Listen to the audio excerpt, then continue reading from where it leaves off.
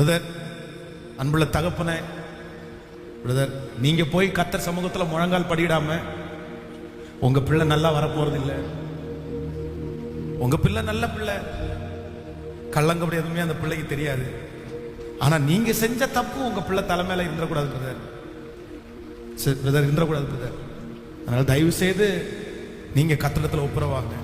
பிள்ளைகளுக்கு எல்லாருக்கும் சொல்றேன், 15 வருஷமா 18 வருஷமா உனக்கு ஒரு தீமையுமே செய்யாம நீ போற வழி தப்பு அப்படின்னு சொல்ற அந்த அம்மாவை நம்பாம 1 வருஷம் 2 வருஷம் பழகின ஒருத்தன் ஒருத்தி அவங்கள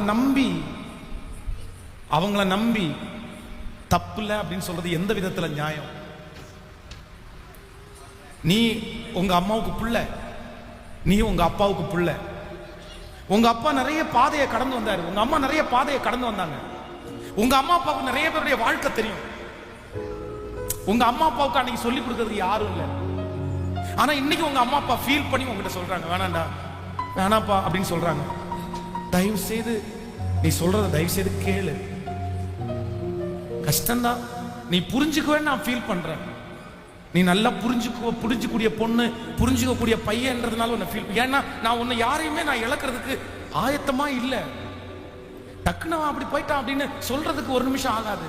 பட் இவ்வளவு பெரிய காரியத்தை செஞ்சு அர்ப்பணிச்சு ஊழியம் செஞ்சு பிரசங்கம் பண்ணி நீ கெட்டு போறதுக்காக உன்னை வளர்த்துறது, உன்னை கெட்டு போறதுக்காக நான் உனக்காக உபவாசம் போடுறேன், நீ கெட்டு போறதுக்காக நான் உனக்காக கத்தி கத்தி பிரசங்கம் பண்றேன். ஆனா நீ கெட்டு போக கூடாதுப்பா. அதனால உன்னை ப்ளீஸ் பண்ணி சொல்றேன், உங்க அம்மா அப்பா சொல்றது ஒரு நியாயம் இருக்குப்பா. நீ ஒரு 3வது நம்பரை நம்பாத. 2 வருஷமா பழகுற ஒருத்தனை நம்பி உன் சரீரத்தையே கொடுக்குற அளவுக்கு நீ முன் வந்து நிக்கிறியே, இது எந்த விதத்துல நியாயம்?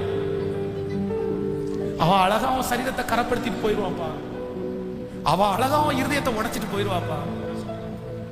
கஷ்டப்படுறது நீ தானே. அதனால இங்க சர்ச்சில் இருக்கிற தம்பிங்களுக்கு, யூத் அந்த டீன்ஸ் தம்பிங்களுக்கு சொல்றேன், நீ போதை பொருளை இப்பவே யூஸ் பண்ணி பழகாதப்பா. எனக்கு தெரியும் நீ யாரெல்லாம் யூஸ் பண்றன்னு கூட எனக்கு தெரியும். Be careful. ஏன்னா உன் முகத்தை பார்த்த உடனே தெரியுது உன் முகத்துல சந்தோஷம் இல்ல. நீ அதை ரொம்ப அழகா நீ டேஸ்ட் பண்ணி குடிக்கிறவன் இல்லை, எனக்கு தெரியும். நீ மனசாட்சியில குத்தப்படுற. நீ கத்திரத்துல கேட்டு எப்படியாவது விட்டுரு. நீ இதை வளர்த்துட்டேன்னா நீ திரும்பி அதுல இருந்து வெளியே வரவே முடியாது. இந்த வயசுல 14 வயசுல நீ இந்த பொருளுக்கு அடிமையா இருப்பேன்னா உன் 22 வயசு 25 வயசுல நீ என்னடா ஆவ? நீ என்னடா ஆவ? உனக்கு வளர வேண்டிய காலம் நீ எவ்வளவு இருக்கு, நீ போக வேண்டியது எத்தனை தூரம் இருக்குது, நீ என்னென்ன செய்ய வேண்டியது இருக்குது. இந்த 14 வயசுல நீ இதுக்கு அடிமையா இருந்தேன்னா நீ என்னப்பா பண்ணுவ? உன்னை நினைச்சா எனக்கு பரிதாபமா இருக்குது. ஃப்ரெண்ட்ஷிப்பை விட்டுருப்பா, சர்ச்சில் நெருக்கமாகுப்பா, சர்ச்சிலேயே கடை. பாஸ்டர் பக்கத்துல வச்சுக்கோ, பேசு, ஜோம் பண்ணு, ரொம்ப கேர்ஃபுல்லா இருப்பா. மீடியா இந்த மாதிரி இதுலலாம் இருக்கா, அதெல்லாம் விட்டுருங்க. அதெல்லாம் இப்ப இல்லைன்னா கூட சோசியல் மீடியா உங்களுக்கு, அதுவும் கேர்ள்ஸுக்கு சோசியல் மீடியா வேணவே வேணாம் சாமி. நீ போன் ஏதோ கால் அட்டன் பண்ண வச்சுக்கோ, சோசியல் மீடியால ரொம்ப அதிகமா போகாத. வாட்ஸ்அப், ஃபேஸ்புக் அந்த மாதிரிலாம் ரொம்ப போகாதப்பா. கடைசியில் உனக்கு ரொம்ப பிரச்சனையா நிற்கும்.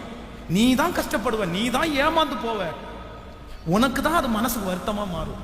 அதனால தயவு செய்து கேள். இந்த சிறுவர்கள் கொண்டதுக்கு அப்புறம் உனக்குள்ள ஒரு பெரிய மாற்றம் வரணும்னு நான் நம்புறேன். அப்படி அதை பத்த வைக்கிறது மாதிரி உன்னுடைய வயசு எதையுமே புரிஞ்சுக்காத வயசு உனக்கு, எனக்கு தெரியும். பட் கொஞ்சம் சின்சியரா இருப்பான். நீ படிச்சவ, உனக்கு நாலேஜ் இருக்குது. ஸோ ஆண்டவர் உன்னை பிளஸ் பண்ணுவேன்.